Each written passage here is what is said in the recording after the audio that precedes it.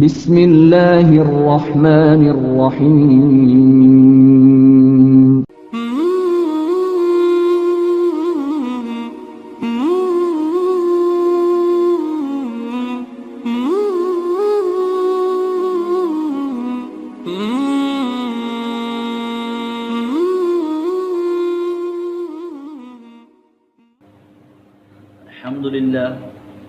الحمد للہ وحدہ والصلاة والسلام علی من لا نبی بعدہ. سامعین کرام، جیسا کہ ہماری پچھلی نشست کے اندر انجینئر محمد علی مرزا کے بیان 70B مسئلہ رفع الیدین کے متعلق کچھ باتیں اور کچھ حقیقتیں آپ کے سامنے رکھی تھیں. انجینئر محمد علی مرزا نے اس بیان کے اندر تقریباً 8 پوائنٹ بیان کیے ہیں، اور ان 8 پوائنٹ میں سے ہم نے 3 کا تحقیقی جائزہ آپ کے سامنے پیش کیا تھا. آج انشاءاللہ یہ ہماری یہ جو نشست ہے دوسری، یہ اسی بیان نمبر 70B کی کڑی ہے اور تسلسل ہے. جو بقیہ پوائنٹ ہیں انشاءاللہ ہم ان پوائنٹ کا تحقیقی جائزہ آپ کے سامنے پیش کریں گے. تو جن ساتھیوں کے جو سوال ہیں وہ ساتھی سوال کریں، انشاءاللہ ان کو اس کے جواب ہم دیں گے. جی مولانا، ہمارا ایک سوال ہے. یہ مرزا صاحب پوائنٹ نمبر 4 میں یہ کہتے ہیں کہ یہ بات تو ثابت کر دی کہ رفع دین ہے، لیکن جی حضور صلی اللہ علیہ وسلم وفات تک کرتے تھے، یہ بات ثابت کریں. اس کے بعد آگے کہتے ہیں مرزا صاحب کہ ہم تو اس سے بھی بڑھ کر دعویٰ کرتے ہیں کہ نبی علیہ الصلوۃ والسلام نے اسی طریقے سے نماز پڑھی ہے، کوئی اور طریقہ ہے ہی نہیں، اور یہ بھی ثابت ہے کہ نبی علیہ الصلوۃ والسلام وفات تک رفع دین کرتے تھے. تو مرزا صاحب یہ کہتے ہیں، اس بارے میں کیا فرماتے ہیں آپ؟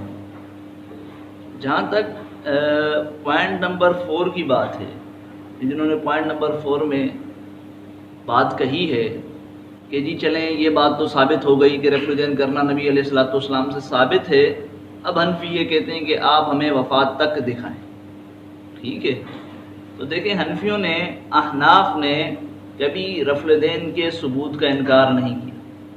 یہ میں آپ کو اپنی پچھلی ویڈیو کے اندر بھی یہ بات بتا چکا تھا کہ بھائی ہم لوگ رفع دین کا انکار نہیں کرتے، بلکہ رفع دین کے ثبوت کو مانتے ہیں.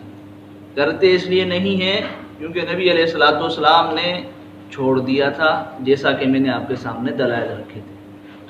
رہی یہ بات کہ مرزا صاحب کا یہ کہنا کہ نبی علیہ الصلوۃ والسلام سے رفع دین کے علاوہ نماز ثابت ہی نہیں ہے، بغیر رفع دین کے نماز ثابت ہی نہیں ہے، اس بات سے ان صحیح احادیث کا انکار ہوتا ہے جو ہم نے آپ کو اپنی پچھلے ویڈیو میں دکھائی اور بتائی تھی کہ حضرت عبداللہ بن مسعود، حضرت عبداللہ بن عمر رضی اللہ تعالیٰ عنہ، حضرت جابر بن سمرہ رضی اللہ تعالیٰ عنہ، ان احادیث مبارکہ کا انکار ہوتا ہے مرزا صاحب کی اس بات کی وجہ سے.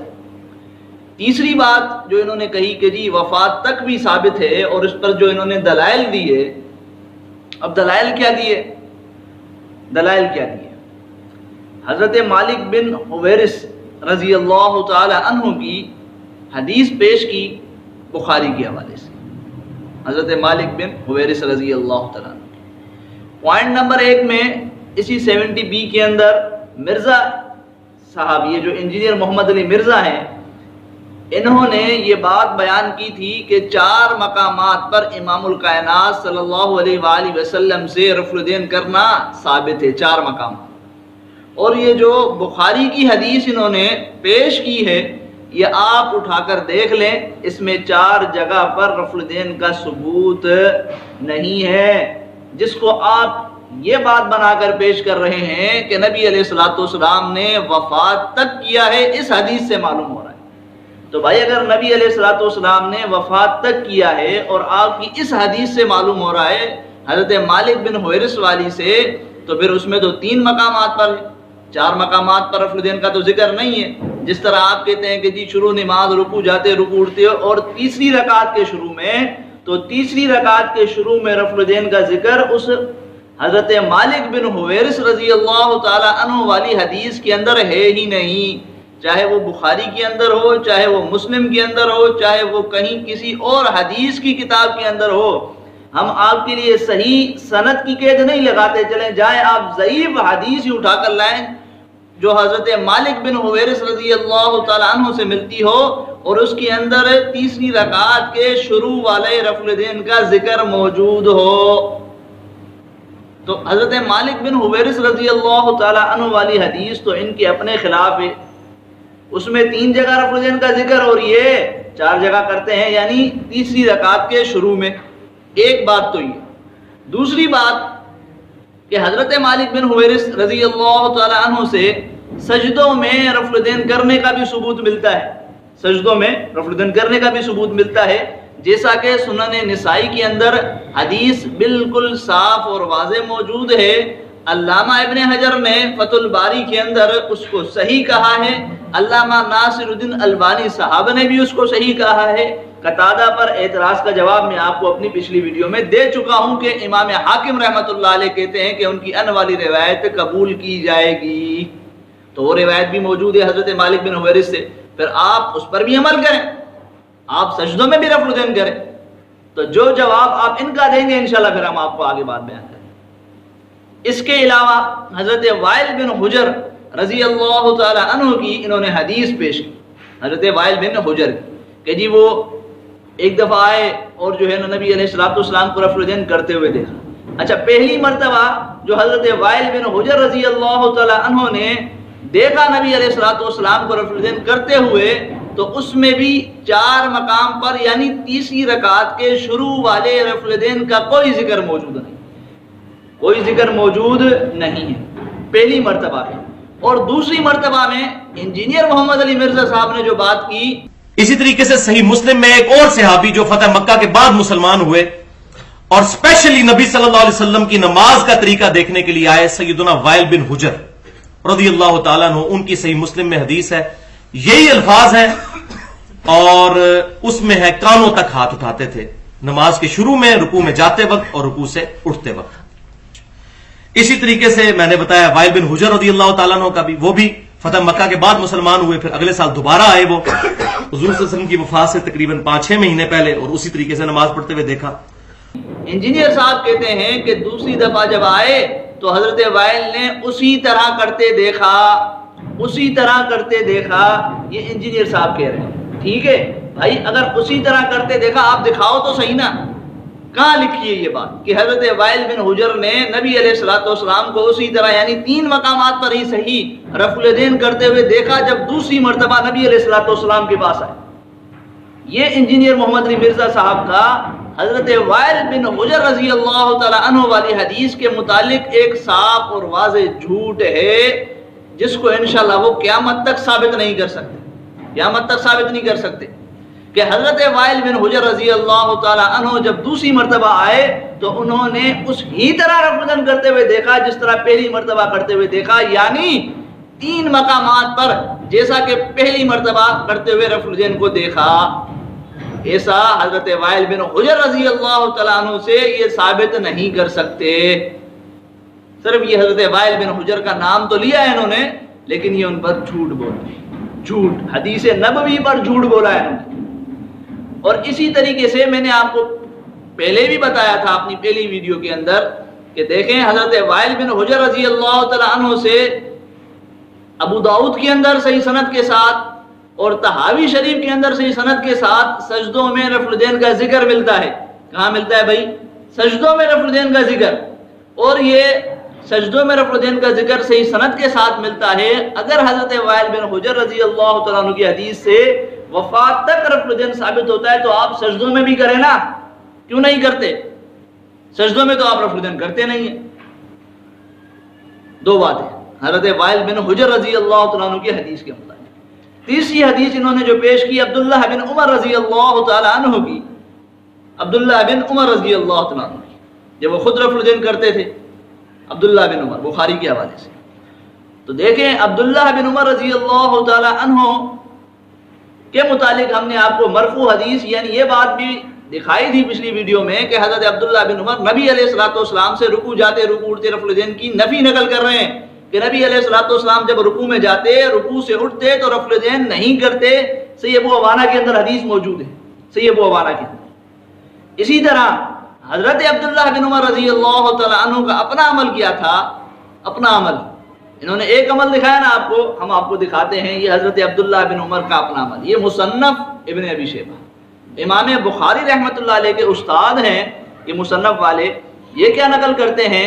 یہ نقل کرتے ہیں، حدیث ہے یہ، کہ مجاہد فرماتے ہیں ما رأیت ابن عمر یرفع یدیہ الا فی اول ما یفتتح، کہ میں نے ابن عمر کو رفع الیدین کرتے ہوئے نہیں دیکھا مگر جس وقت وہ نماز شروع کرتے، جس وقت وہ نماز شروع کرتے اسی وقت رفع الیدین کرتے تھے۔ یہ حضرت مجاہد رحمۃ اللہ علیہ عبداللہ بن عمر رضی اللہ تعالیٰ عنہ کا عمل نقل کر رہے ہیں، حضرت مجاہد رحمۃ اللہ، صحیح سند کے ساتھ، صحیح سند کے ساتھ۔ اس کی سند کا ایک ایک راوی بخاری مسلم ہے، ایک ایک راوی بخاری مسلم ہے۔ اور اس اثر کے متعلق، اس حدیث کے متعلق یا عبداللہ بن عمر کے اس عمل کے متعلق جو مرزا صاحب نے اعتراض کیا کہ جی یحییٰ ابن معین رحمۃ اللہ علیہ، انہوں نے جو ابن معین کا نام لیا، یحییٰ ابن معین کا، وہ ابن معین کا، حالانکہ ابن معین نہیں ہے بھائی، یہ اردو والے نہیں ہیں، یحییٰ ابن معین ہے، تو آپ اپنے تلفظ صحیح کر لیں، یحییٰ ابن معین۔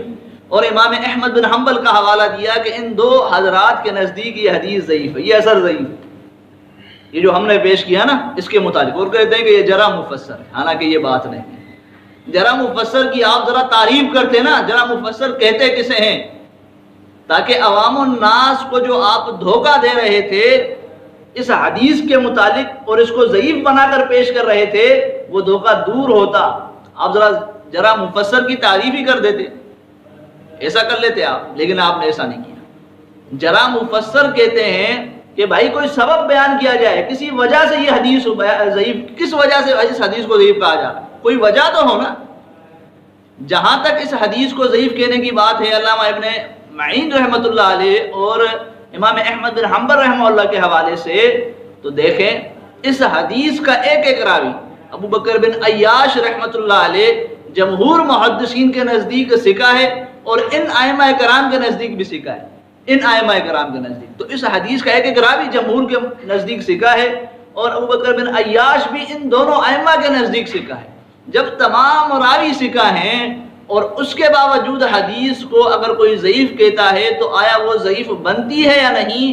آیا وہ حدیث جس کو ضعیف کہا جا رہا ہے، جن ائمہ نے ضعیف کہا ہے، ان کی ضعیف کہنا قبول کیا جائے گا یا نہیں؟ یہ میں آپ کو اسی انجینئر محمد علی مرزا کے ایک استاد حافظ زبیر علی ضعیف صاحب سے اس کا جواب آپ کے سامنے رکھتا ہوں، جس کو انجینئر محمد علی مرزا بڑا سراہتے ہیں۔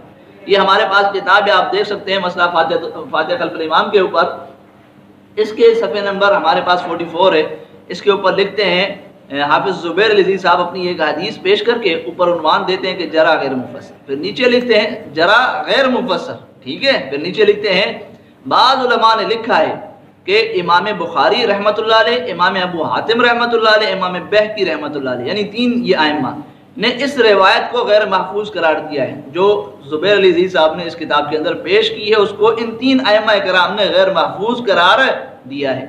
تو عرض ہے، اب یہ حافظ صاحب جواب دے رہے ہیں، تو عرض ہے کہ یہ جرح غیر مفسر ہے، یہ جرح کیا ہے؟ غیر مفسر۔ تو یہ جرح غیر مفسر ہے، تو ہمارے جو اس مصنف ابن ابی شیبہ والی اثر کے متعلق عبداللہ بن عمر کے متعلق جو کہا جاتا ہے کہ یہ باطل ہے یا یہ ضعیف ہے، تو وہ بھی جرح کیا بنتی ہے بھائی؟ غیر مفسر، ٹھیک ہے۔ اچھا آگے لکھتے ہیں جبکہ اس حدیث کے تمام راوی، اس حدیث کے تمام راوی بخاری، امام بخاری، امام ابو حاتم، امام بہقی کے نزدیک ثقہ ہیں، تو اسے کس دلیل کی بنیاد پر غیر محفوظ قرار دیا جا سکتا ہے؟ ہم بھی یہی کہتے ہیں کہ بھائی عبداللہ بن عمر رضی اللہ تعالی عنہ کے اثر جو ہم نے پیش کیا بغیر رفع الیدین کے ساتھ نماز پڑھنے کے متعلق، تو اس کے تمام راوی کیا ہیں؟ تمام محدثین کے نزدیک، خود امام احمد بن حنبل اور یحییٰ ابن معین کے نزدیک ثقہ ہیں، تو جب ثقہ ہیں تو کس دلیل کی بنیاد پر اس کو ضعیف قرار دیا جا رہا ہے؟ تو یہ اصول حافظ زبیر علی ضعیف صاحب نے اپنی کتاب کے اندر اس کا ذکر کیا ہے، جو میں نے آپ کے سامنے رکھا ہے، حافظ زبیر علی صاحب، ٹھیک ہو گئی بات۔ تو عبداللہ بن عمر رضی اللہ تعالیٰ عنہ سے تو شروع نماز کے علاوہ باقی مقامات پر رفع الیدین نہ کرنے کا ثبوت صحیح سند کے ساتھ مصنف ابن ابی شیبہ کے اندر موجود ہے۔ چوتھے نمبر پر انہوں نے جو اس پوائنٹ کے اندر بات کی حضرت ابو حمید ساعدی رضی اللہ تعالیٰ عنہ کہ جی حضرت ابو حمید ساعدی نے 10 صحابہ کے سامنے نبی علیہ الصلوۃ والسلام کی جس نماز کا ذکر کیا اس کے اندر رفع الیدین کا ذکر موجود ہے، اور یہ وفات تک کی دلیل بتائی اور بنائی انجینئر محمد علی مرزا صاحب نے۔ لیکن انصاف کا تقاضا یہ تھا کہ انجینئر محمد علی مرزا صاحب اس حدیث کو صحیح ثابت تو کرتے، اس کی سند کے متعلق تو کچھ آپ کو بتاتے، لیکن انجینئر صاحب کے اندر اتنی ضرورت ہی نہیں ہے کہ آپ کو بتائے، اپنی حدیث کو وہ صحیح ثابت کر سکیں اور بتائیں کہ اس کی سند کا کیا حال ہے۔ یہ انجینئر صاحب کے بس کی بات نہیں ہے۔ ہم آپ کو بتاتے ہیں کہ یہ حدیث جو انہوں نے بیان کی سیاہ ستہ میں جو ہے وہ ابو داؤد کے اندر یا ترمذی کے اندر اور اس کے علاوہ دیگر کتب کے اندر جو احادیث مبارکہ کی ہیں ان کے اندر اگر یہ حدیث ملتی ہے تو اس حدیث کے اندر آپ کو محمد بن عمر بن عطا ملے گا، محمد بن عمر بن عطا، اور یہ محمد بن عمر بن عطا یہ حدیث نقل کر رہا ہے، اور اس حدیث کے اندر جن صحابہ کا ذکر ہے ان میں ابو قتادہ رضی اللہ تعالیٰ عنہ بھی موجود ہیں۔ ابو قتادہ، اب یہ ابو قتادہ جو موجود ہیں تو ابو قتادہ کی وفات کب ہوئی؟ حضرت علی رضی اللہ تعالیٰ عنہ کی خلافت میں ابو قتادہ کی، اور ابو قتادہ کے جو انتقال ہوا حضرت علی رضی اللہ تعالیٰ عنہ کی خلافت میں تو حضرت علی نے ان کا جنازہ پڑھایا، جیسا کہ مصنف ابن ابی شیبہ کے اندر بھی موجود ہے اور طحاوی شریف کے اندر بھی موجود ہے۔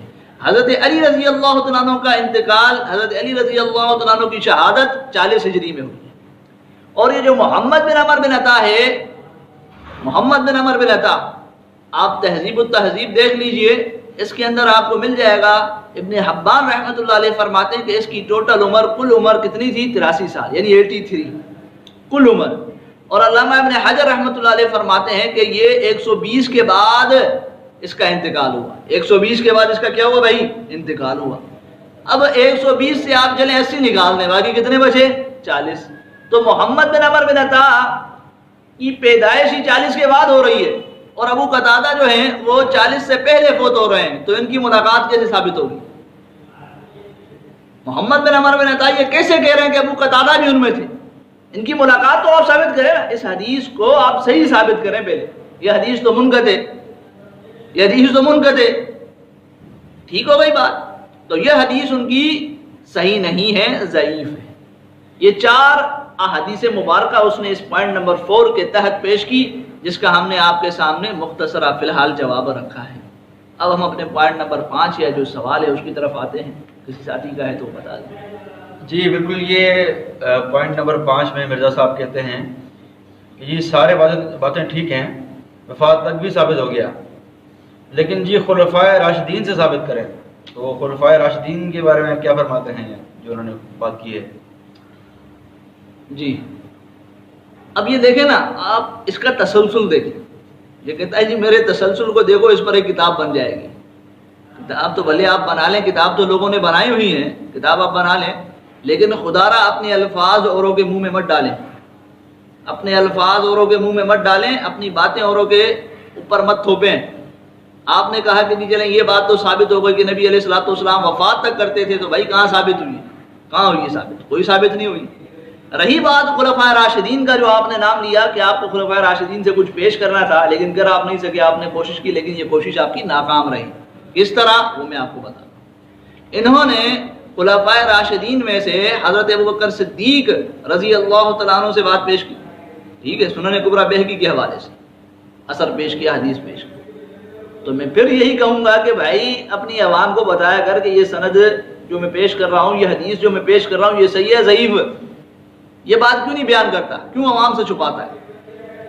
اس سنن کبریٰ بہقی کے اندر جو حضرت ابوبکر صدیق رضی اللہ تعالی عنہ سے اس نے روایت پیش کی، حدیث پیش کی، اس کے اندر ایک راوی ہے محمد بن فضل السدوسی، محمد بن فضل السدوسی۔ وہ محمد بن فضل السدوسی علامہ ابن حبان رحمۃ اللہ علیہ، امام ابو حاتم، امام بخاری رحمۃ اللہ علیہ بھی فرماتے ہیں کہ اس کا آخری عمر میں حافظہ خراب ہو گیا تھا، ثقہ تھا، انکار نہیں ہے، لیکن آخری عمر میں اس کا حافظہ خراب ہو گیا تھا۔ علامہ ابن حبان رحمۃ اللہ علیہ اس کے متعلق تہذیب التہذیب کے اندر کیا بات نقل کرتے ہیں، آپ یہ دیکھ لیں، سن لیں۔ یہ علامہ ابن حبان رحمۃ اللہ علیہ فرماتے ہیں کہ آخری عمر میں اختلاط کا شکار ہو چکا تھا، یہی محمد بن فضل، حافظہ بھی متغیر ہو چکا تھا، حتیٰ کہ نہیں جانتا تھا کہ کیا بیان کر رہا ہے، بس اس کی حدیث میں اوپری چیز واقع ہو گئی، بس بچنا واجب ہے اس روایت سے جس کو متاخرین نے اس سے روایت کیا ہو۔ اگر یہ معلوم نہ ہو سکے تو اس کی سب روایات کو چھوڑ دیا جائے گا اور ان سے حجت نہ پکڑی جائے گی۔ تو یہ محمد بن فضل السدوسی کے متعلق علامہ ابن حبان رحمۃ اللہ علیہ نے ایک فیصلہ کن بات بیان فرما دی۔ اب انجینئر صاحب کو یہ چاہیے تھا کہ یہ ثابت کرتا کہ محمد بن فضل السدوسی کی یہ جو روایت ہے ابوبکر صدیق والی، یہ حافظہ خراب ہونے سے پہلے کی، یہ ثابت کرتا نا، لیکن یہ ثابت نہیں کیا اور انشاءاللہ کر بھی نہیں سکتا، کیونکہ ہمیں پتہ ہے کہ ایسی بات نہیں ہے۔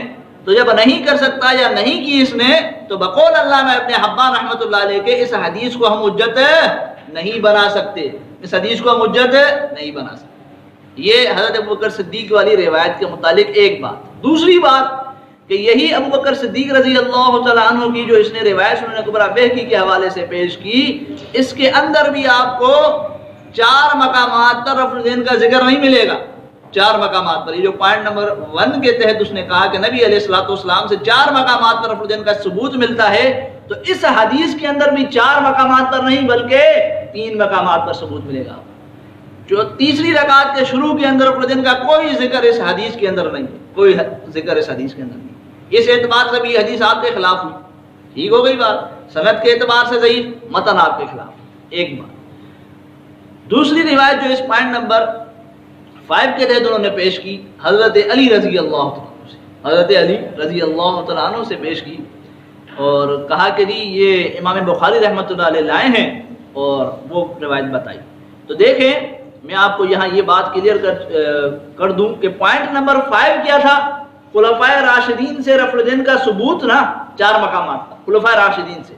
تو حضرت علی رضی اللہ تعالیٰ عنہ کے متعلق جو انہوں نے جز بخاری کے حوالے سے بات کی، جو روایت پڑھی، اور اس کے علاوہ سیاستہ کے اندر کہتے ہیں کہ صرف حضرت علی رضی اللہ تعالیٰ عنہ سے ہی ملتی ہے، تو حضرت علی رضی اللہ تعالیٰ عنہ اپنا عمل نہیں بتاتے، ان کے اپنے عمل کی بات نہیں ہے جو رفع الدین کے اندر بھی اور سیاستہ کے اندر بھی، بلکہ وہ تو نبی کی بات نقل کرتے ہیں کہ نبی علیہ الصلوۃ والسلام ان مقامات پر رفع الدین کرتے تھے، نہ کہ اپنا عمل بتا رہے ہیں۔ ایک بات تو یہ، اور جو نبی علیہ الصلوۃ والسلام کی بات بیان کر رہے ہیں حضرت علی رضی اللہ عنہ کے حوالے سے، وہ جو روایت ہے سیاستہ کے اندر جو آ رہی ہے، اور اسی طریقے سے جز بخاری کی ابتدا کے اندر یہ جو روایت آ رہی ہے، تو بھائی انجینئر صاحب اس کی سند کو تو صحیح ثابت کرتے، ٹھیک ہے نا، آپ بڑے محقق بنے پھرتے ہیں، اس کی سند کو تو صحیح ثابت کرتے، آپ نے اس کی سند کے متعلق کوئی لب کشائی نہیں کی، اور آپ کر بھی نہیں سکتے کیونکہ آپ کی پیش کردہ احادیث تقریباً ضعیف ہوتی ہیں بخاری مسلم کے علاوہ والی، لیکن آپ لب کشائی نہیں کرتے، خاموشی کے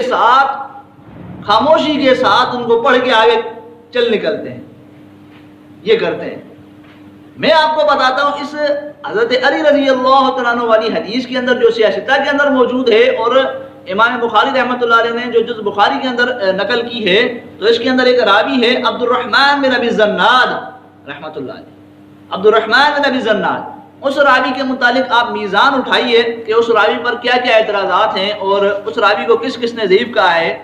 میزان کے اندر امام نسائی نے اس کو ضعیف کہا ہے، یا ابن معین جو امام بخاری کے استاد ہیں انہوں نے ضعیف کہا ہے، امام احمد بن حنبل جو امام بخاری کے استاد ہیں انہوں نے مسترب الحدیث کہا ہے، امام ابو حاتم جو امام بخاری کے استاد ہیں انہوں نے لا یحتج بہ کہا ہے۔ اسی طریقے سے امام بخاری کے ایک اور استاد ہیں علی بن مدینی، تہذیب التہذیب کے اندر انہوں نے ضعیف کہا ہے، امام ابن سعد نے اس کو ضعیف کہا ہے، امام ساحلی نے جو ہے کہا ہے کہ ان کی روایت صحیح نہیں ہوتی، اسی طریقے سے امام سعدی بھی ضعیف کہتے ہیں، امام مالک نے اس میں کلام کیا ہے۔ تو یہ اتنے سارے محدثین خود امام بخاری رحمۃ اللہ علیہ کے 3-4 استاد عبد الرحمن بن ابی الزناد کو ضعیف کہہ رہے ہیں، اور آپ اسی روایت کو پیش کر رہے ہیں، پہلے اس راوی کو تو ثقہ ثابت کریں، پہلے اس عبد الرحمن بن ابی الزناد راوی کو ثقہ ثابت کریں، تب تک یہ روایت آپ کی کیا ہے؟ ضعیف ہے۔ وہی عبد الرحمن بن ابی الزناد جمہور کے نزدیک بھی ضعیف ہے، جمہور کے نزدیک، ٹھیک ہو گئی بات۔ رہی یہ بات کہ حضرت، اچھا میں آپ کو یہاں ایک اور بات بتاتا چلوں کہ اگر امام بخاری رحمۃ اللہ علیہ جز بخاری کے اندر لائے ہیں تو ان کی جز بخاری کے اندر تمام روایتیں صحیح نہیں ہیں، ان کی لائی ہوئی تمام روایات صحیح نہیں ہیں، خود حافظ زبیر علی زئی صاحب نے جو جز بخاری کا ترجمہ کیا ہے نا، اس کے اندر بھی وہ بتاتا ہے کہ یہ روایت ضعیف ہے، یہ روایت ضعیف ہے جو امام بخاری لائے ہیں۔ ٹھیک ہو گئی بات؟ اسی لیے اگر ہم امام بخاری کی اس روایت پر جرا کرتے ہیں عبد الرحمن بن ابی زناد کی وجہ سے، اور خود امام بخاری کے استادوں نے اسے ضعیف کہا ہے، تو اس میں کوئی ایسی بات نہیں ہے کہ ایسا نہیں ہو سکتا، بلکہ خود علی زئی نے جو ہے جز بخاری کی روایات پر جرا کی۔ اچھا، دوسری بات کہ حضرت علی رضی اللہ تعالیٰ عنہ کا عمل کیا تھا، اس کے متعلق انہوں نے کوئی واضح اور صاف روایت نہیں پیش کی، کوئی واضح اور صاف روایت پیش نہیں کی، بے سند اقوال پیش کیے ہیں جی، بے سند اقوال باقی پیش کیے ہیں کہ اتنے صحابہ رفع الدین کرتے تھے، یا ایک بھی صحابی بغیر رفع الدین کی نماز نہیں پڑھتا تھا، بے سند اقوال، بے سند اقوال، کسی کی کوئی سند صحیح سند کے ساتھ اس نے پیش نہیں کی کہ جی اس کی یہ صحیح سند کے ساتھ میں آپ کو بتا رہا ہوں، ایسی بات نہیں، بے سند اقوال پیش کیے، نام پیش کیے، اور بے سند اقوال اور ناموں کے متعلق یہ حافظ زبیر علی صاحب نور العینین کے اندر کیا کہتے ہیں، یہ میں آپ کے سامنے ان کی ایک بات نقل کر دیتا ہوں تاکہ آپ کو آپ کے سامنے بات واضح ہو سکے بے سند اقوال کے متعلق۔ یہ حافظ زبیر علی صاحب ادھر لکھتے ہیں اپنی اس کتاب نور العینین کے اندر، یہ آپ دیکھ سکتے ہیں کہ اسناد دین میں سے ہیں، کہتے ہیں کہ سند بھائی دین میں سے، بغیر سند کے کسی کی بات کی ذرا برابر حیثیت نہیں ہے، بغیر سند کے کسی کی بات کی ذرا برابر حیثیت نہیں ہے۔ بھائی بے سند اقوال اگر آپ پیش کریں گے تو وہ خود آپ کے حافظ زبیر علی صاحب کے مطابق اس کی کوئی حیثیت نہیں ہے۔ اب میں آپ کو بتاتا ہوں کہ خلفائے راشدین سے خصوصاً حضرت عمر اور حضرت علی رضی اللہ تعالیٰ عنہ سے ترک رفع الدین ثابت ہے۔ کیا ثابت ہے؟ ترک رفع الدین۔ یہ مصنف ابن ابی شیبہ امام بخاری رحمۃ اللہ علیہ کے استاد کی کتاب ہے، اس کے اندر وہ روایات لائے ہیں، یعنی انہی سے حضرت عمر رضی اللہ تعالیٰ عنہ سے روایت لائے ہیں۔ یہ دیکھ لیجئے کہ اسود فرماتے ہیں کہ قال صلیت مع عمر، میں نے حضرت عمر کے ساتھ نماز پڑھی، فلم یرفع یدیہ فی شیء من صلاۃ الا حین افتتح الصلاۃ، کہ حضرت عمر رضی اللہ تعالیٰ عنہ نے نماز میں کسی جگہ بھی رفع الدین نہیں کیا مگر نماز کو شروع کرتے وقت، الا حین افتتح الصلاۃ، مگر نماز کو شروع کرتے وقت۔ یہ حضرت عمر رضی اللہ تعالیٰ عنہ سے صحیح سند کے ساتھ میں حضرت عمر رضی اللہ عنہ۔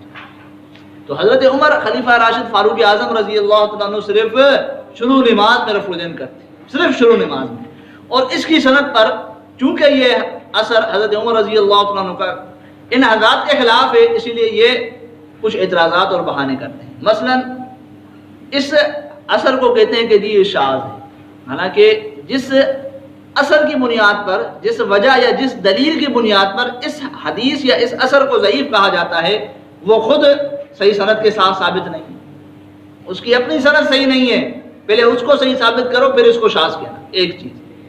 دوسری بات، پھر بھی یہ شاذ ثابت نہیں ہوگی، شاذ کہنا ہے انشاءاللہ، پھر ہم دکھائیں گے کہ شاذ ہوتی کس طرح ہے۔ دوسری بات کہتے ہیں بعض نے ایک تو یہ ان کا بہانہ ہوتا ہے، دوسرا بہانہ اس پر یہ ہوتا ہے کہ جی اس کے اندر ایک راوی ابراہیم نخعی رحمۃ اللہ علیہ وہ مدلس ہے، تو بھائی مدلس اگر صرف مدلس ہو جانے سے روایت ضعیف ہو جاتی تو بخاری مسلم کے اندر بھی روایتیں موجود ہیں، ایسا نہیں ہے، یہ کسی محدث کا کس کا قاعدہ ہے، جمہور کا کوئی یہ اصول نہیں ہے، بلکہ ابراہیم نخعی رحمۃ اللہ علیہ دوسرے طبقے کے مدلس ہیں اور ان کی ان والی روایت قبول کی جاتی ہے۔ علامہ ابن حجر نے طبقات المدلسین کے اندر ابراہیم نخعی کو دوسرے طبقے کا مدلس لکھا ہے، اور خود حافظ زبیر علی صاحب کے استاد حافظ محمد گوندیلوی صاحب جو ہے خیر الکلام کے اندر یہ طبقات بیان کرتے ہیں اور بتاتے ہیں کہ بھائی دوسرے اور تیسرے طبقے والا، پہلے طبقے والے، ان کی روایت جو ہے کیا ہوگی، حافظ گوندیلوی صاحب یہ کہتے ہیں کہ دوسرے طبقے والے کی روایت بھی کیا ہوگی، قبول ہوگی۔ تو یہ ابراہیم نخعی رحمۃ اللہ علیہ دوسرے طبقے کے مدلس ہیں، ان کی یہ ان والی روایت کیا ہوگی، قبول ہوگی۔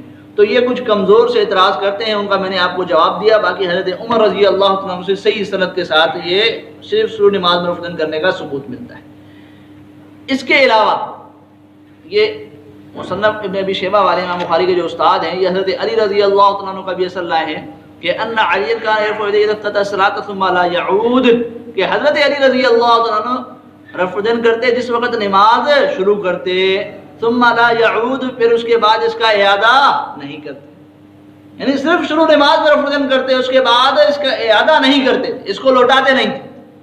یہ حضرت علی رضی اللہ تعالیٰ عنہ سے صحیح سند کے ساتھ یہ اثر موجود ہے، حضرت علی رضی اللہ عنہ۔ تو حضرت علی رضی اللہ تعالیٰ عنہ کے ساتھ حضرت علی رضی اللہ تعالیٰ عنہ خلفائے راشدین میں سے جو ہیں وہ الحمدللہ ان کا اثر ہمارے لیے کافی ہے اور ان کی دلیل ہمارے حق میں ہے، ان کا عمل ہمارے حق میں ہے کہ وہ صرف شروع نماز میں رفع الجن کرتے تھے۔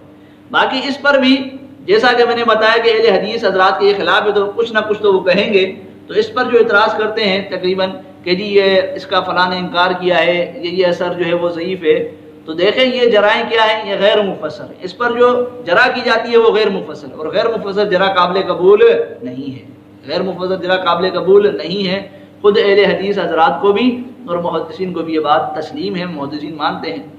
تو یہ خلفائے راشدین میں سے حضرت عمر رضی اللہ تعالیٰ عنہ اور حضرت علی رضی اللہ تعالیٰ عنہ تو صرف شروع نماز میں رفع الدین کرتے تھے، باقی انہوں نے جو دو اثر پیش کیے اور جو بے سند اقوال پیش کیے ان کی حقیقت میں نے آپ کے سامنے رکھی۔ یہاں پر اس پوائنٹ نمبر 5 کے اندر مرزا انجینئر محمد علی مرزا صاحب نے ایک بات کہی۔ آج میں وہ ٹروتھ بھی ریویل کروں گا کہ یہ بدعت شروع کیسے ہوئی ہے، اور یہ بدعت کا لفظ چونکہ امام بخاری نے استعمال کیا اس لیے میں بھی استعمال کر رہا ہوں، اور یہ میری اجتہادی خطا بھی ہو سکتی ہے، اگر کوئی ایگری نہ کرے تو اس کی اپنی مرضی۔ رفع الیدین کو چھوڑنے کو جو میں نے بدعت کہا کہ رفع الیدین کے چھوڑنے کو، رفع الیدین کے چھوڑنے کو انجینئر صاحب نے بدعت کہا ہے۔ انجینئر صاحب نے کیا کہا ہے؟ بدعت کہا ہے، اور کہتے ہیں کہ امام بخاری نے بھی کہا ہے، امام بخاری نے بھی کہا ہے۔ جہاں تک بات ہے امام بخاری کی تو یہ امام بخاری پر ان کا جھوٹ ہے، یہ امام بخاری پر ان کا جھوٹ ہے۔ انہوں نے رفع الیدین کے چھوڑنے کو بدعت نہیں کہا، رفع الیدین کے چھوڑنے کو بدعت نہیں کہا۔ ہاں رفع الیدین کے اس بات کے انکاری کو بدعت کہا ہے کہ جو لوگ رفع الیدین کے ثبوت کو نہیں مانتے، الحمدللہ ہم تو ثبوت مانتے ہیں، رفع الیدین کے چھوڑنے کو بدعت نہیں کہا۔ آپ اپنے الفاظ امام بخاری پر تھوپے مت، ٹھیک ہے؟ امام بخاری پر یہ جھوٹ ہے انجینئر محمد علی مرزا کا۔ جہاں تک بات ہے انجینئر محمد علی مرزا کی کہ جی وہ خود کہتا ہے کہ جی میرے نزدیک یعنی یہ رفع الیدین چھوڑنا بدعت ہے، تو پھر اس کا فتویٰ حضرت عمر رضی اللہ عنہ پر بھی جا کے لگتا ہے، حضرت علی رضی اللہ عنہ پر بھی جا کے لگتا ہے، حضرت عبداللہ بن عمر رضی اللہ عنہ پر بھی لگتا ہے، اور اس کے علاوہ جو دیگر صحابہ ہیں اور تابعین ہیں جن سے رفع الیدین صرف شروع نماز میں کرتے وقت ثابت ہے، دوسری جگہ پر چھوڑنا ثابت ہے، ان پر بھی جا کے لگتا ہے۔ خود نبی علیہ الصلوۃ والسلام کی احادیث مبارکہ موجود ہیں، تو یہ جو فتویٰ ہے یہ حدیث کے خلاف ہے، حدیث کے خلاف۔ اور بیان کون کر رہا ہے؟ انجینئر محمد علی مرزا، جو اپنے سامنے احادیث اور قرآن رکھ کے بات کر رہا ہے، اپنے سامنے احادیث مبارکہ اور قرآن رکھ کے بات کر رہا ہے، اور فتویٰ احادیث کے خلاف ہی دے رہا ہے، فتویٰ احادیث کے خلاف ہی دے رہا ہے کہ جی رفع الیدین چھوڑنا بدعت ہے، حالانکہ نبی سے خود ثابت ہے چھوڑنا۔ تو اس کا فتویٰ احادیث مبارکہ پر لگ رہا ہے، احادیث مبارکہ کے خلاف جا رہا ہے، جو یہ بدعت ہونے کا فتویٰ دے رہا ہے۔ تو خدا را اس ایسے محقق سے بچیں جو سامنے قرآن حدیث کا ٹائٹل آپ کو دکھا کے آپ کو گمراہ کر رہا ہے، ٹائٹل آپ کو دکھا کے حدیث کے خلاف فتویٰ دے رہا ہے، حدیث کے خلاف۔ اور اس کی یہ ایک دلیل فی الحال میں نے آپ کے سامنے رکھی۔ تو یہ تقریباً اس کے 5 پوائنٹ ہیں۔ اب ہم پوائنٹ نمبر 6 کی طرف آتے ہیں۔ جی مولانا، یہ پوائنٹ نمبر 6 میں رفع الیدین کے حکم کے حوالے سے کہتے ہیں، یعنی اس کے لازمی اور ضروری ہونے کا انکار کرتے ہیں، اور یعنی وہ یہ کہتے ہیں کہ اگر کوئی نماز میں یعنی سنت ہے یہ کر لو ٹھیک ہے، نہ کرو تب بھی ٹھیک ہے، کوئی مسئلہ نہیں ہے۔ تو اس بارے میں کیا کہتے ہیں آپ رفع الیدین کے حکم کے حوالے سے؟ جی یہ جو بھائی نے پوائنٹ نمبر 6 جو ہے بتایا، تو انجینئر محمد علی مرزا پوائنٹ نمبر اپنے 6 میں کہتا ہے کہ جی ان کی طرف سے یعنی احناف کی طرف سے، ٹھیک ہے نا؟ اب یہ ہمارے اوپر اپنے الفاظ تھوپتا ہے کہ جی ان کی طرف سے یہ بہانہ ہوتا ہے کہ اچھا جی ساری چیزیں ثابت ہو گئی، اب آپ حکم دکھائیں، حکم کہاں ہے کس حدیث میں کہ کرنا لازمی ہے اور اس کے بغیر نماز نہیں ہوتی، یہ آپ دکھائیں۔ یہ انجینئر محمد علی مرزا صاحب کہتے ہیں، یہ ہم کہتے ہیں، حالانکہ بھائی ہم یہ نہیں کہتے، ٹھیک ہے؟ ہم یہ نہیں کہتے بھائی۔ اگر کسی کی کوئی بات نقل کرنی ہے نا تو خدا کے بندو خیانت سے کام مت لو، قرآن اور احادیث مبارکہ سامنے رکھ کے خیانت سے کام لیتے ہو، کوئی شرم نام کی چیز ہوتی ہے؟ ہمارے پاس دیکھیں ترک رفع الیدین کی احادیث مبارکہ موجود ہیں، تو ہم حکم کیوں مانیں گے؟ ہمارے پاس تو حدیثیں موجود ہیں نا، ہم تو حدیثیں دکھاتے ہیں ان کو۔ رہی یہ بات حکم کی جو کرتے ہیں کہ جی اس کے بغیر نماز نہیں ہوتی، یہ دکھاؤ، تو بھائی ہمارے جو ساتھی، ہمارے جو احباب آپ لوگوں کو اگر کہیں کہتے ہیں تو اس کی وجہ بھی سنیں نا، پوری بات بیان کریں نا۔ اس کی وجہ کیا ہے کہ آپ لوگ جو رفع الیدین کی دعوت چلاتے ہیں، آپ لوگ جو قرآن حدیث کا نام لیتے ہیں، ان احناف کو، اہل سنت والجماعت احناف کو، ہمارے ساتھیوں کو کیا کہہ رہے ہیں کہ جی ہمیں منع دکھاؤ، رفع الدین چھوڑنا، رفع الدین کا منع دکھاؤ احادیث کے اندر. ہمارے ساتھیوں کو کہتے ہو، خود آپ لوگ کہتے ہو کہ ہمیں منع دکھاؤ. ہمارے احباب، ہمارے دوستوں، ہمارے ساتھیوں کو کہتے ہو کہ تم لوگ جو رفع الدین نہیں کرتے، رکوع جاتے رکوع اٹھتے، تو اس کا منع دکھاؤ. اس وقت ہمارے ساتھی، ہمارے احباب ان کو یہ جواب دیتے ہیں کہ بھائی پھر تم حکم دکھاؤ. کیوں؟ وہ اس وجہ سے کہ منع وہاں آتا ہے جہاں حکم ہوگا. منع کہاں آتا ہے؟ جہاں حکم ہوگا نا. جہاں حکم ہوگا وہاں منع ہوگا نا. جہاں حکم ہے ہی نہیں وہ منع کہاں سے آئے گا؟ تو پھر ہمارے ساتھی ان کو بات سمجھانے کے لیے کہتے ہیں کہ بھائی جس طرح اس چیز کا حکم نہیں ہے تو منع بھی نہیں ہے. ہاں یہ ہے کہ اس کا ثبوت آپ دکھاتے ہو، ہم آپ کو ترک دکھا رہے ہیں. ہم آپ کو کیا دکھا رہے ہیں؟ ترک دکھا رہے ہیں کہ نبی علیہ الصلوۃ والسلام نے اس رفع الدین رکوع جاتے رکوع اٹھتے کو چھوڑ دیا تھا. آپ وہ مانو. آپ اپنی چاہت کے مطابق ایک بات نہ مانگو کہ جی نہیں یہ ہو جو حدیث سے دکھا رہے وہ مانتے نہیں ہو. تو یہ جو منع، یہ جو کہتے ہیں نا کہ جی حکم دکھانے کی بات ہم کرتے ہیں، تو ہم اس طرح بات کرتے ہیں، ایسے نہیں کرتے کہ نہیں جی آپ حکم دکھاؤ سب کچھ ثابت ہو گیا. ایسی بات نہیں کرتے. تو غلط بیانی سے کام نہ لیں، خیانت اور دھوکہ نہ دیں. ایک چیز تو یہ. دوسری، اس پوائنٹ نمبر 6 کے اندر انہوں نے ایک اور بات کہی. اب میرا بھی جملہ سن لیں. آج وہ زندہ ہوتے حذیفہ ابن یمان تو میں ان کو کہتا کہ آپ میرا جملہ بھی اس میں ایڈ کیجئے کہ جو بندہ رفع الیدین نہیں کرتا رکوع میں جاتے وقت اور رکوع سے اٹھتے وقت، تو وہ اس طریقے پر نماز پڑھتا ہوا نہیں مرے گا جو نبی صلی اللہ علیہ وسلم کو اللہ نے سکھایا ہے. بس کہ کہتے ہیں کہ جی میرے نزدیک جو شخص بغیر رفع الدین کیے ہوئے مر گیا نماز پڑھتے ہوئے، تو وہ ویسی نماز پڑھتے ہوئے نہیں مرے گا جیسی نبی علیہ الصلوۃ والسلام کو اللہ نے سکھائی. اس طرح کے الفاظ ہیں.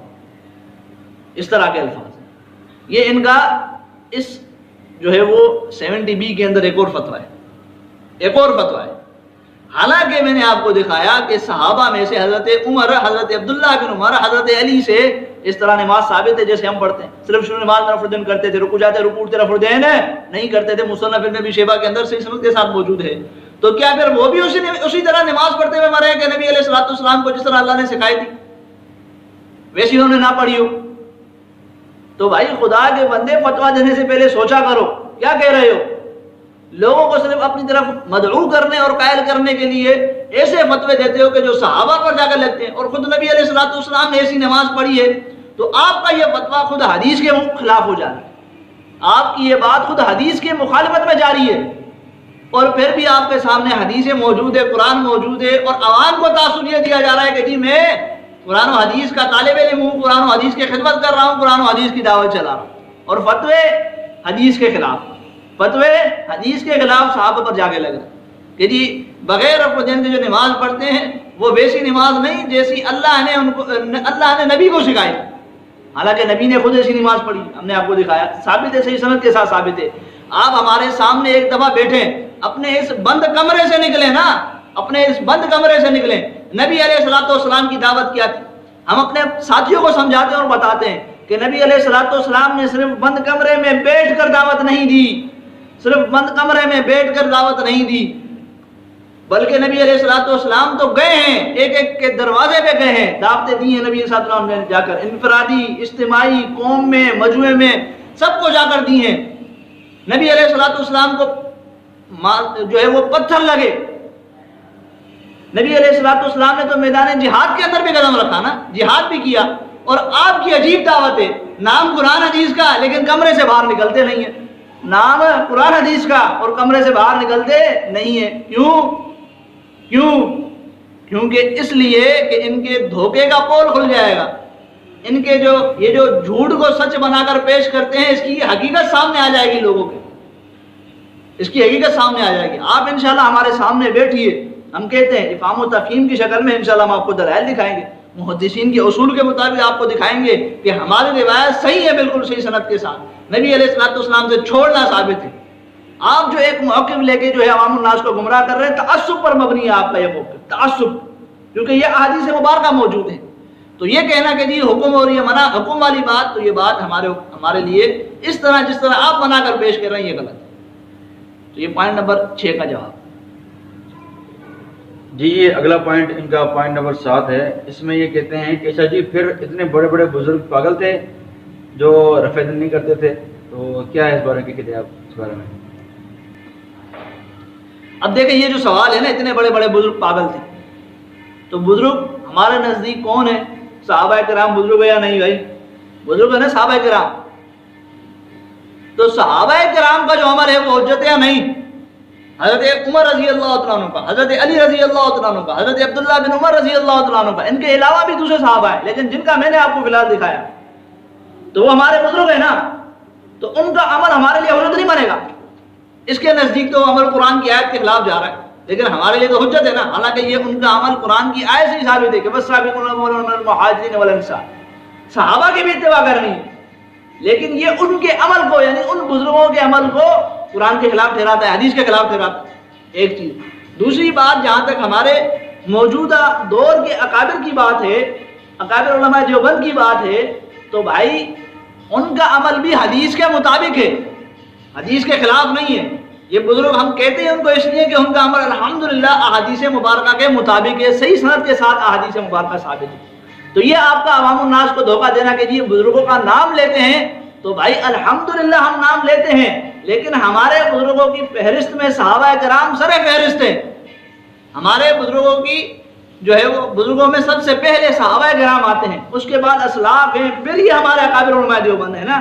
تو یہ جو ہمارے تمام بزرگان دین ہیں، تمام بزرگ ہیں، ان کے جو اعمال ہیں وہ الحمدللہ قرآن و احادیث کے مطابق ہے، خلاف نہیں ہے. آپ کو لگتے ہیں لیکن ہے نہیں، یا آپ جو ہے وہ غلط فہمی کا شکار ہیں یا تعصب پر مبنی یہ بات کر رہے ہیں، ایسا ہے نہیں. ایک چیز تو یہ. دوسری بات اچھا جی ہمارے اکابر کی تو بات ہو جاتی ہے قرآن حدیث کے خلاف، ٹھیک ہے نا، ہمارے اکابر کی بات قرآن حدیث کے خلاف ہو جاتی ہے، ان کے نزدیک ہوتی نہیں ہے. لیکن خود جو بیٹھ کے فتوے دیتے ہیں کہ میرے نزدیک رفع دین چھوڑنے والا بدعتی ہے، میرے نزدیک اس کی نماز کیا ہے؟ ایسی نماز ہے کہ جو اللہ نے نبی علیہ الصلوۃ والسلام کو سکھائی نہیں تھی، اس طرح کے الفاظ جو انجینئر محمد علی مرزا نے کہے. اب یہ جو باتیں اس کی دو فتوے ہیں، کیا یہ قرآن حدیث کے مطابق ہے؟ یہ قرآن حدیث کے مطابق ہے. ہم نے آپ کو احادیث مبارکہ دکھائی، ان کے خلاف باتیں خود کرتا ہے، نام ہمارے بزرگوں کا اچھال کر انہیں غلط ثابت کرتا ہے، باتیں خود قرآن حدیث کے خلاف کرتا ہے، اور قصور احناف کا نکالتا ہے، قصور علماء دیوبند کا نکالتا ہے. عجیب بات ہے، عجیب. ایک چیز تو یہ. دوسری، احادیث پر جھوٹ بھی خود بولتا ہے. اور الموطا امام مالک نے بھی نماز پر ایک ہی حدیث وہ لے کر آئے ہیں نماز کے طریقے پر، اور وہ وہی ہے جو عبداللہ بن عمر سے، کہ نماز کے شروع میں ہاتھ اٹھانا، رکوع میں جاتے وقت ہاتھ اٹھانا، اور رکوع سے اٹھ کر ہاتھ اٹھانا.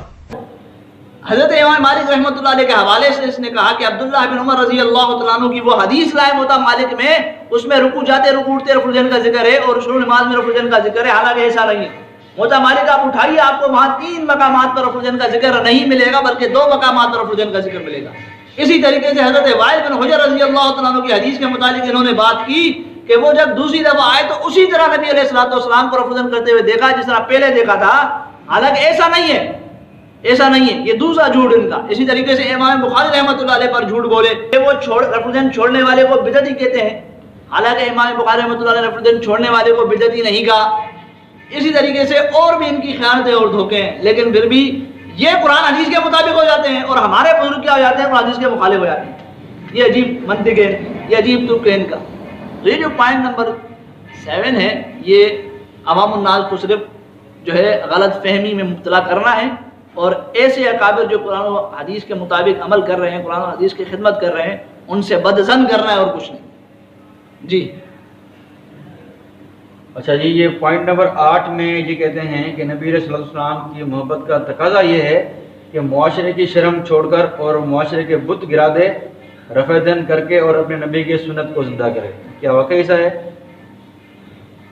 دیکھیں اب آخر میں وہی رفع الدین کرنے کی دعوت، وہی رفع الدین کرنے کی دعوت کہ جو رفع الدین نہیں کرتا وہ معاشرے کے بت نہیں گرا رہا، وہ معاشرے کے بت نہیں گرا رہا. اور اگر معاشرے کے بت گرانے ہیں تو رفع الدین کرنا چھوڑ دو، شروع کر دو، رفع الدین کرنا شروع کر دو، رکوع جاتے رکوع اٹھتے. پھر میں یہاں وہی بات کہوں گا کہ بھائی نبی علیہ الصلوۃ والسلام کے صحابہ حضرت عمر، حضرت علی، حضرت عبداللہ بن عمر جو رکوع جاتے رکوع اٹھتے رفع الدین نہیں کرتے تھے، تو کیا انہیں نبی سے محبت نہیں تھی؟ انہوں نے معاشرے کے بت نہیں گرائے؟ یہ جو آپ نے بات کہی تو یہ تو ان کے متعلق پھر آپ کیا کہیں گے؟ اسی طریقے سے آپ کی یہ بات ان احادیث مبارکہ کے بھی خلاف ہے جس میں یہ ثبوت ہمیں صحیح سند کے ساتھ ملتا ہے، جیسے صحیح ابو عوانہ کے اندر کہ نبی علیہ الصلوۃ والسلام رکوع جاتے رکوع سے رفع الدین نہیں کرتے. صحیح ابو عوانہ کے اندر عبداللہ بن مسعود کی صحیح سند کے ساتھ حدیث موجود ہے نسائی کے اندر، اس میں بھی جو ہے صرف شروع نماز میں رفع الدین کا ذکر ہے، ثم لا یعود کے الفاظ ہے. تو آپ کی یہ بات ان احادیث کے بھی خلاف ہے کہ بھائی نبی کی محبت کے تقاضے کی بات کرتے ہو اور عمل حدیث وہ موجود ہیں، کہتے ہو نہیں معاشرے کے بت گرا دو. تو یہ بات غلط ہے اور غلط فہمی پر مبنی ہے اور تعصب پر مبنی ہے، اور ان احادیث مبارکہ کا انکار ہوتا ہے، صحابہ کے عمل پر فتویٰ لگتا ہے اور کچھ نہیں. تو یہ اس کے تقریباً یہ 8 پوائنٹ ہیں جن کا ہم نے آپ کے سامنے فی الحال مختصر تحقیقی جائزہ رکھا ہے. مختصر ہم نے اپنی طرف سے پوری کوشش کی کہ اختصار کے ساتھ اس کو کمپلیٹ کیا جائے.